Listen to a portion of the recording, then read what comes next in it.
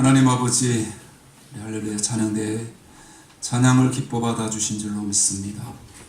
하나님, 우리 모두를 성령 하나님께서 사로잡아 주시고 인도해 주셔서 물에 빠져 헤매는 영혼, 길을 잃고 방황하는 영혼들을 살려내는 역사를 감당케 하옵소서. 작은 불꽃 하나가 큰 물을 일으키는 역사, 그 복음의 역사를 위에 우리 모두 놀랍게 쓰임받을 수 있도록 우리 주님 역사하여 주시옵소서. 이 시간 우리의 마음을 활짝 열고 주의 말씀을 사모하며 주의 말씀에 집중하며 주님을 향해 나아가오니 주께서 우리 모두를 받으시고 말씀의 능력으로 우리를 새롭게 하시고 변화시키는 놀라운 은혜의 시간이 되도록 역사해 주시기를 간절히 원하오며 예수님의 이름으로 기도드리옵나이다. 아멘.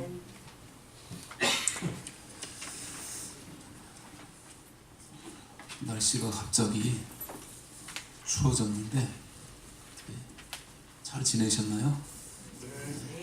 너무 반갑습니다. 우리 때 변함없이 암송 말씀 먼저 하고 말씀 듣겠습니다. 한 주 보통 제가 그렇게 노력을 합니다. 한 주는 짧은 거, 한 주는 조금 긴 거. 그래서 균형을 맞추려고 제가 노력하는데 지난주는 좀 짧은 말씀이었죠. 그래서 여호수아 24장 15절 하반절 말씀입니다. B가 A는 상반절, B는 하반절. 그래서 했으니까 우리 여호수아 24장 15절 하반절 말씀 같이 해보겠습니다. 너희 섬길 자를 오늘날 택하라. 오직 나와 내 집은 여호와를 섬기겠노라. 여호수아 24장 15절 하반절 말씀. 아멘. 여호수아의 백성들이 정말 우상을 섬기고 별의별 것들을 만들어서 다 섬기는 그때 여호수아가 정말 이렇게 외치고 고백한 얼마나 멋있습니까? 너희 섬길 자를 오늘날 택하라. 오직 나와 내 집은 여호와를 섬기겠노라. 여러분과 여러분의 모든 가정이 정말 이러한 고백, 여호와를 섬기겠다고 하는, 여호와만 섬기겠다고 하는 그런 고백이 넘쳐나시기를 바랍니다. 같이 한번 하실까요? 세상을 끌어안으라.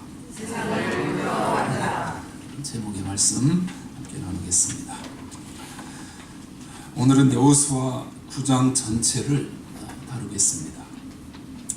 특별히 기브온 거민의 조약 사건이 성경 전체에서 무엇을 이야기하고자 하는지에 초점을 맞추어서 생각해 보겠습니다.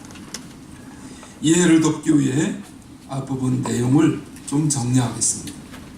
이스라엘 백성들이 요단을 건넜고 첫 번째로 여리고 전쟁을 치렀습니다. 그리고 두 번째 아이성 전쟁을 했는데 처참하게 패배했습니다. 그 이유를 보니까 아간이라는 사람이 죄를 범했고 그로 인해 공동체 전체가 몰락하게 되는 경험을 하게 되었습니다. 죄 지은 자들을 단죄하여 돌 무더기에 표적을 남기고 다시 전쟁을 승리로 이끕니다. 이번 장은 그 전쟁 직후의 이야기입니다. 엄청난 격동의 시간이 지난 후 이 가나안 원주민들은 그 일들을 다 듣고 보고 알고 있었습니다. 그래서 그곳에 7 족속이 모여서 의논을 했습니다. 무슨 대책을 좀 세워야 되지 않겠습니까? 어떻게 할 것인지. 이제 곧 우리 차례인데, 곧 우리한테 쳐들어 닥칠 텐데 우리 각계 전투하지 말고 동맹체를 구성하자. 쉽게 말하면 그들이 연합군을 만들었습니다. 아무리 이스라엘 백성들에게 강한 하나님의 신이 함께 한다고 해도 7 족속이 함께 연합하고 있으면 감당할 수 있겠느냐는 것입니다. 그것이 오늘 1, 2절에 나오는 말씀입니다. 그런데 그 중에 기브온 거민이 우리는 못하겠다며 이탈을 해버립니다. 기브온 거민은 다른 성경에 보면 제일 크고 7족속 중에 제일 크고 용감하고 수가 가장 많다고 묘사합니다. 따라서 연합군에서 주 전력이 빠진 것입니다. 2002년 한국의 월드컵 국가대표 축구팀으로 말하면 박지성이 빠진 것입니다. 그러니 다른 지파들이 얼마나 맥이 빠지고 화가 났겠습니까? 그런데 이 기브온 사람들이 이탈을 하고는 무슨 일을 꾸몄는지 아시나요? 그들은 먼저 오늘 본문에 자세히 기록되어 있는데 허름한 옷을 어디서 구해가지고는 변장을 했습니다. 그리고 다 떨어진 망태를 하나 구해서 그 안에 곰팡이가 핀 떡을 준비했습니다. 그리고는 신발도 다 떨어진 것을 신고 이스라엘 족속에게로 투항을 합니다. 우리는 당신들과 싸울 의사가 없습니다. 그러니 우리를 당신의 공동체의 일원으로 받아주십시오. 그러면서 항복 100기를 든 것입니다. 그런데 이스라엘 백성들과 여호수아가 보니 그들이 근처에 사는 사람들 같은데 멀리서 왔다고 하는 것입니다. 형색을 보니 정말 멀리서 여행 온 흔적이 역력합니다. 이때 이스라엘 백성이 실수를 합니다. 하나님께 물어보지도 않고 그들과 평화 조약을 체결한 것입니다. 좋다. 너희들을 우리 공동체의 일원으로 받아들이겠다. 이렇게 계약이 이루어졌습니다. 그들은 들어와서 나무를 패고 물 깁는 것 같은 허드렛 일을 하는 종으로 살게 됩니다. 이 내용을 놓고 학자들 간에 두 가지 해석이 있습니다. 이것은 기브온 족속이 아주 얍삽하게 사기를 쳤는데 그 사기에 이스라엘이 놀아난 것이다. 그래서 받아들이지 말아야 할 사람들을 이스라엘 공동체가 받아들여 죄를 범하게 된 것이다. 이런 극단적인 해석이 있고 또 하나는 조금 진보적으로 무슨 소리냐? 그들이 비록 적이고 방법은 나빴지만 생명을 얻기 위해서 투항한 것이 아니고 하나님 백성의 공동체의 일원이 되기 위해서 성전에 봉사하는 자로서 혈통을 이어가는 것은 잘한 일이라고 하는 것입니다.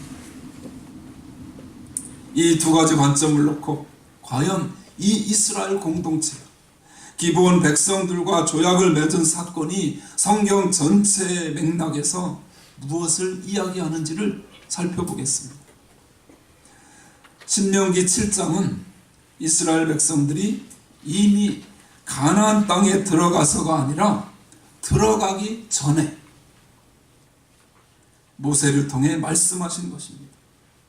하나님은 그들이 가나안 땅에 들어가면 7 족속을 만날 것인데 그 족속에게 어떻게 해야 할지 말씀하시는 내용입니다.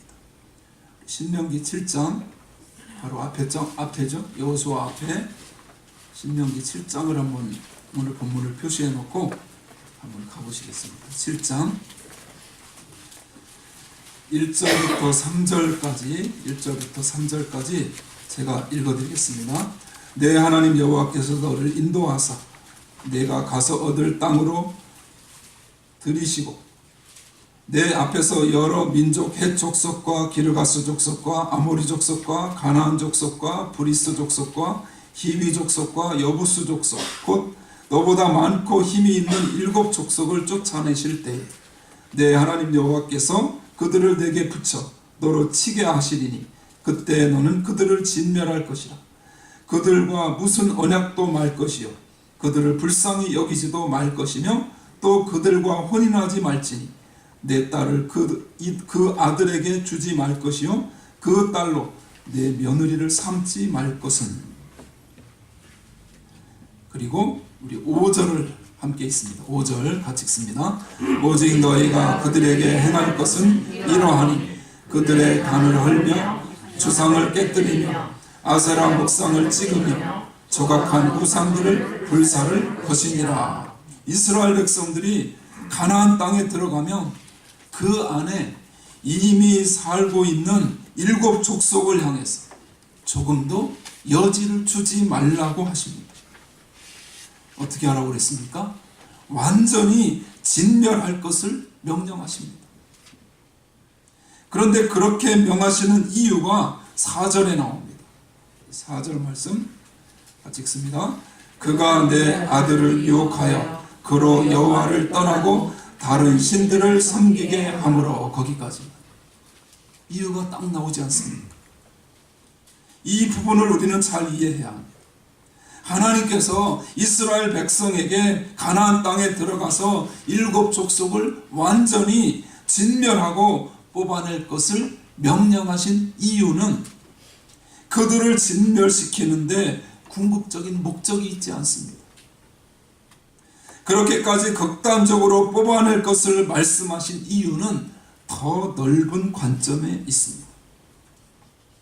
이스라엘 후손들이 가나안 이방 족속의 문화 속에 들어가서 그들과 섞여 죄를 짓다가 하나님을 떠날까 봐, 하나님에게서 멀어질까 봐 하나님이 미리 단속을 하시는 것입니다. 여러분, 가나안의 신, 가나안의 문화는 더럽고 추잡한 것이었습니다. 본래 사람의 본성이 이런 더럽고 추잡한 것을 좋아합니다. 안 그런 척할 뿐이지 속에 언제나 죄가 있기 때문입니다. 그래서 가만두면 자신도 모르는 사이에 영혼의 잡초가 무성해져 버리기 십상인 것이 바로 우리입니다. 하나님은 누구보다 그것을 잘 아십니다. 이스라엘 백성들의 이 40년 광야 생활을 하나님이 겪으셨습니다. 그래서 얼마나 말 안 듣고 불순종하고 죄 짓는데 전문가들인지를 하나님께서 너무나 잘 아시는 것입니다. 그런데 가나안의 문화는 하나님이 보시기에 우상을 섬기고 죄를 짓는 더러운 문화였습니다. 그래서 하나님이 일체 여지를 남겨두지 말고 완전히 진멸하라고 명령하십니다. 하지만 하나님의 궁극적인 목적은 그들을 죽이고 그들을 진멸하고 뽑아내는데 있지 않았습니다. 여기서는 극단적으로 표현을 하시지만 다른 부분에서는 또 그렇지 않음을 알 수 있습니다. 그래서 우리는 성경을 포괄적으로 읽어야 할 필요가 있습니다. 그러면 다른 성경 구절을 한번 보겠습니다. 나눠드린 페이퍼 신명기 20장 10절 말씀을 같이 읽습니다. 내가 어떤 성읍으로 나아가서 치려할 때에 그 성에 먼저 평화를 선언하라. 이것은 이스라엘 백성들이 가나안에 들어가서 전쟁을 해나가는 가운데 필요한 구체적인 사안들을 말씀해 주시는 것입니다. 내가 어떤 성읍으로 들어가서 어떤 성읍을 말하는지는 조금 지켜보겠습니다. 그리고 다음으로 치려할 때에 그 성에 먼저 무엇을 선언하라고요? 평화를 선언하라. 그리고 그 다음 이어서 보면 그리고 그 평화를 받아들이거든 그들을 공동체의 일원으로 받아들이고 그렇지 않거든 그 평화를 거절하거든 같은 방법으로 죽여도 좋다. 그리고 탈취한 것은 내가 내게 준 것이니 마음껏 누려라고 그렇게 말씀하십니다. 그런데 이들은 어디에 있는 사람들인가요? 신명기 20장 15절을 보면 내가 내게서 멀리 떠난 성읍들 곧 이 민족들에게 속하지 아니한 성읍들에게는 이같이 행하려니와 라고 말씀하십니다.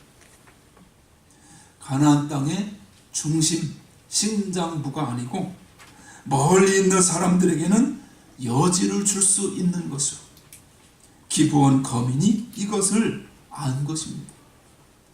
그래서 형색을 멀리서 온 사람처럼 만들었습니다. 그렇게 해서라도 이스라엘 공동체에 들어와 계약을 체결함으로써 살아남습니다. 여러분, 이것이 우리에게 어떤 메시지를 줄까요? 왜 심장 한복판의 7 족속에게는 여지를 주지 않고 다 진멸하게 하시고 멀리 있는 사람들에게는 일단 평화를 선언해 보고 그들이 그 평화를 받아들이면 함께 지내고 그렇지 않으면 상종하지 말라고 명령하셨을까요? 이것은 하나의 비유입니다. 가나안의 삶은 그리스도 안에서 사는 성도의 인격적인 삶을 말합니다. 이와 똑같은 구조로 설명한 부분이 신약 성경에 나옵니다. 고린도후서 6장 14절 말씀 같이 읽습니다. 너희는 믿지 않는 자와 멍에를 같이 하지 말라. 의와 불법이 어찌 함께하며 빛과 어둠이 어찌 사귀며. 믿지 않는 자와 믿는 자가 상종하지 말라고 하십니다. 여기서도 여지가 없습니다. 그런데 멍에를 함께 매지 말라고 되어 있습니다. 소 2마리를 한 방향으로 일을 시키기 위해 멍에를 얹습니다. 그러면 소들이 자기 마음대로 행동하지 못합니다. 묶여서 같은 방향으로 갈 수밖에 없습니다. 믿는 자와 믿지 않는 자가 멍에를 함께 매지 말라는 말은 운명을 같이 하는 일은 하면 안 된다는 것입니다. 운명을 같이 하는 일의 대표적인 경우가 무엇인가요? 바로 결혼이라고 할 수 있죠. 그리고 동업하는 일도 포함할 수 있습니다. 함께 멍에를 메었다가 좋지 않게 끝난 경우가 얼마나 많은가요? 시작할 때는 다 이렇게 말합니다. 이 사람은 교회를 안 나갈 뿐이지 법이 없어도 살 정도로 착한 사람이라 두고 보라고. 두고 보니까 안 좋은 경우들이 얼마나 많은지. 그러나 인생의 목적이 다르고 가치가 다르고 철학이 다른 거예요. 이익이 발생하면 방향성부터 같아질 수가 없습니다. 그런데 고린도전서 5장 9절 10절을 보면 같이 읽으실까요? 내가 너에게 쓴 것에 음행하는 자들을 사귀지 말라 하였거니와 이 말은 이 세상에 음행하는 자들이나 탐하는 자들과 토색하는 자들이나 우상 숭배하는 자들을 도무지 사귀지 말라 하는 것이 아니니 만일 그리하려면 세상 밖으로 나가야 할 것이라. 사귀라는 말인지 사귀지 말라는 말인지 헷갈립니다. 사귀지 말라 하는 것이 아니니, 이렇게 어렵게 써놨는지 모르겠어요. 쉬운 말입니다. 이 말에는 전제가 깔려 있습니다. 앞에서 본 고린도후서 6장 14절의 말씀에서는 우리의 삶에서 운명을 같이 해야 하는 일에 대해 말씀하시는 거죠. 그러나 이 고린도전서 5장에 나오는 이 말씀은 운명을 같이 하는 일이 아닙니다. 그리스도인들이 죄 많은 세상에서 믿지 않는 사람들과 같이 살 수밖에 없음을 내포하고 있습니다. 당연하지 않습니다. 믿지 않는 사람들과 어쩔 수 없이 함께 섞여 살 수밖에 없는 것입니다. 오늘 본문 말씀은 여기에 초점이 있습니다. 기브온 족속이 이스라엘과 조약을 맺었는데 사기를 쳐서 했습니다. 그리고 이스라엘 백성들은 그대로 속았습니다. 그러면 이제 와서 어떻게 하겠습니까? 그렇다고 이것이 물을 수 있는 일인가요? 주위 사람들이 그렇게 말리는데도 고집을 부려 마침내 결혼을 했는데 몇 달 살아보니 전에 알던 사람이 아닙니다. 원래 그런 사람이었는데 눈에 뭐가 씌어가지고 안 보였던 것이죠. 그렇다고 해서 결혼을 물을 수 있나요?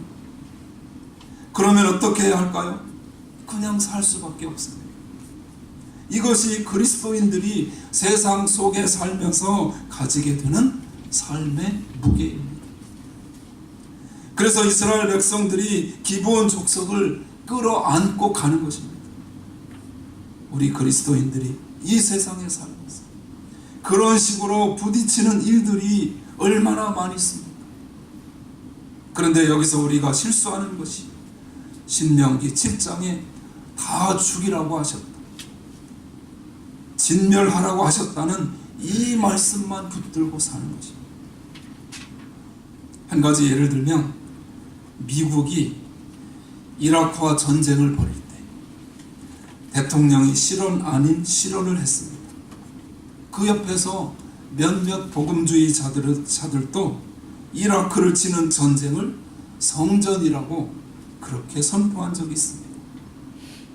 그 전쟁이 성전이면 미국에게 줄 선 나라는 전부 하나님 나라의 백성이고 미국에게 줄을 서지 않는 나라는 전부 사탄에게 속한 것인가? 여러분, 우리 그리스도인들이 세상에서 살아가면서 세상을 향해 이런 대립 구도를 가지고 판단하는 경우가 얼마나 많은지 모릅니다. 그런 면에서 볼 때 기독교가 기독교의 이름으로 또 예수 그리스도의 이름으로 어떠한 세력을 갖는 것은 매우 위험한 사고 방식입니다. 하나님이 우리를 부르실 때는 세력을 가지고 무언가를 하도록 부르신 것이 아닙니다. 하나님은 우리에게 세상의 빛과 소금이라고 말씀하셨습니다. 아무것도 보이지 않는 어두운 길에 우리를 가로등으로 서 있도록 부르셨습니다. 눈이 오나 비가 오나 바람이 부나 묵묵히 그 자리에 서서 오고 가는 사람들이 넘어지지 않도록 길을 비추는 역할을 우리에게 주신 것입니다. 그런데 많은 그리스도인들이 가로등길이 다 모이라고, 우리 가로등 모여서 뭔가를 하자, 그렇게 하는 것입니다. 가로등길이 모여서 뭘 하겠다는 것인가? 소금이 음식에 골고루 뿌려져야 제맛을 내죠. 소금길이 꽉 뭉쳐 있습니다. 소금 덩어리가 되어서 아무짝에도 쓸모가 없습니다. 오래전에 목회자들 몇 명이 한국에 있었던 이야기입니다. 밤에 단군 신상이 있는 신전에 들어가서 단군 신상의 목에 밧줄을 걸어서 끌어 넘어뜨린 적이 있었습니다. 잘한 건가요? 박수를 쳐야 하는 일인가요? 물론 그 의지는 대단하고 담대하다고 할 수는 있습니다. 그런데 왜 그렇게 행동을 해서 세상 사람들의 분노를 사나요? 하나님이 우리를 이 세상에 빛과 소금으로 부르셨다는 것은 그런 대립구도를 만들어서 세상 사람들과 싸움을 하라는 것이 아닙니다. 그런데 목숨 걸고 그런데 에너지를 낭비하는 사람들이 얼마나 많이 있습니까? 그런데 여러분 명심하십시오. 우리의 적은 세상의 권세를 잡은 어둠의 세력이지 세상 사람들이 아님을 명심하시기 바랍니다. 그러니까 기브온 족속과의 화친의 문제도 이런 관점에서 바라볼 수 있습니다. 양쪽이 다 나쁜 일을 했고 실수를 했습니다. 그런데 이것을 엎을 수가 없는 것입니다. 그럴 때는 끌어안고 가는 것입니다. 그게 바로 그리스도인의 삶의 무게라는 것입니다. 그러므로 우리가 정말 그리스도인으로서 하나님 앞에서 가치를 평가받을 만한 기준은 교회의 좌석수나 성도의 수가 아닙니다. 하나님이 정말 가치를 두고 계시는 것은 이 세상 속에서 우리가 어떤 십자가의 짐을 지고 삶에서 그것을 녹여내는가 하는 것입니다. 그런 면에서 성경에 나온 인물 둘을 살펴보겠습니다. 먼저 다윗을 보십시오. 성경은 아무리 봐도 그는 자기가 왕이 되겠다고, 왕이 되고자 하는 꿈과 비전과 목적을 가지고 몸부림을 치면서 금식 기도를 하고 공부한 흔적을 찾아볼 수가 없습니다. 형들이 전쟁에 나가 있을 때 그는 막내이고 어림으로 집에서 잔심부름이나 하고 있었습니다. 그런데 어느 날 그의 아버지가 형들에게 도시락을 갖다 주고 오라고, 그리고 안부도 좀 알아보고 오라고 심부름을 시킵니다. 그래서 전쟁터에 갔더니 난리가 벌어져 있습니다. 그런데 다윗이 말씀 다 자세히 안 드려도 다 아시죠. 어떻게 해가지고 골리앗을 죽입니다. 그리고는 단계를 밟아 올라가다가 왕까지 되었습니다. 그가 왕이 되자마자 하나님이 어떻게 하시나요? 훌륭하고 멋진 왕으로, 앞날이 창창한 왕으로 그를 사용하셨나요? 바로 다윗을 엎어놓으십니다. 그래서 다윗은 인생의 밑바닥까지 곤두박질을 칩니다. 적 앞에서 미친 척을 해야 되고, 쫓겨다니고, 아들한테까지 배반을 당하고, 블레셋에 들어가서 남의 집 식객 노릇을 하고, 그렇게 자존심을 완전히 깔아뭉개는 처참한 길을 하나님이 이 다윗으로 하여금 걷게 하십니다. 다윗의 시편을 읽어보면 많은 부분에서 죄를 이야기합니다. 내 안에 죄가 있습니다. 하나님이 결국 다윗을 통해 말씀하시고자 하는 것은 우리는 하나님의 긍휼이 없으면 한순간도 살 수 없는 존재라는 사실입니다. 한번 같이 고백해 보실까요?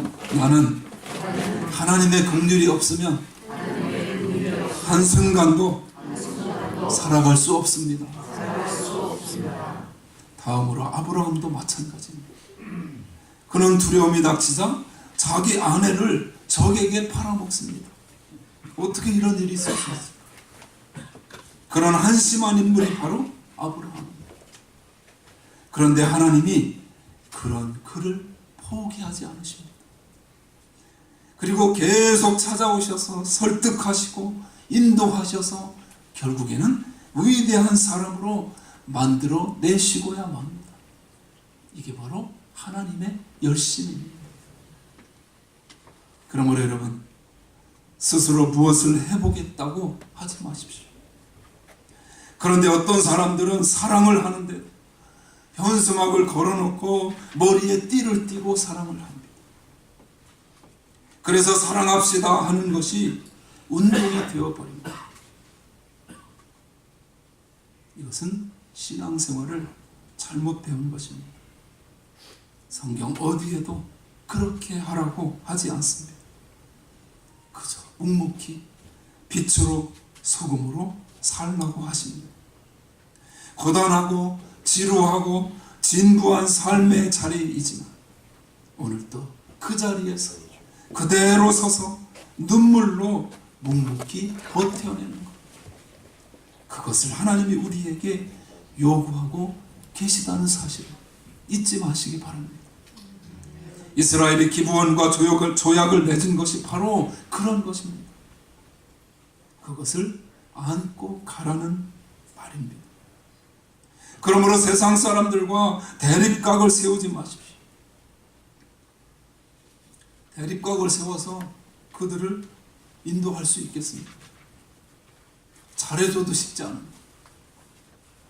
주위에 믿지 않는 가족이나 친척이 있으면 그래서 오히려 우리는 그들에게 의도적으로 더 잘해야 합니다. 모두가 하나님의 영역 안에 있기 때문입니다. 결코 비본질적인 것을 가지고 싸움을 하지 마십시오. 우리는 본질적인 것, 어떻게 나를 통해서 그들이 예수 그리스도를 보게 할 수 있을까 하는 것에 모든 초점을 맞추고 사랑으로 행하시기를 바랍니다. 그래야 세상의 빛과 소금의 역할을 하는 것이고 세상에 선한 영향력을 행사할 수 있는 것이 아니겠습니까? 우리는 기브온 사람들이 역사 속에서 어떻게 이스라엘 공동체 속에 설득되고 녹아졌는지 성경의 기록을 통해 알 수 있습니다. 기브온에서 1000번제가 드려진 것을 기억하십시오. 사랑하는 여러분, 그런 면에서 여러분의 신앙의 용량과 도량을 넓히시기 바랍니다. 세상 사람들과 대립하지 않고 오히려 세상을 품고 세상을 끌어안는 그리스도인으로, 세상 속의 그리스도인으로, 우리가 잘못하면 교회 속의 그리스도인으로, 교회 안에서의 빛과 소금으로 생각하는 경향이 너무 많습니다. 하나님은 분명히 우리에게 세상을 주님의 마음으로 품고 세상 속의 그리스도인으로 빛과 소금의 역할을 잘 감당해서 죽어가는 영혼들을 살려내라고 우리에게 명령을 하셨습니다. 그것이 바로 우리의, 저와 여러분의 삶의 과제입니다. 신앙의 과제임을 기억하시고 오늘도 그 삶을 꿋꿋이 믿음으로 감당해 나가시고 승리하시기를 주님의 이름으로 축원합니다.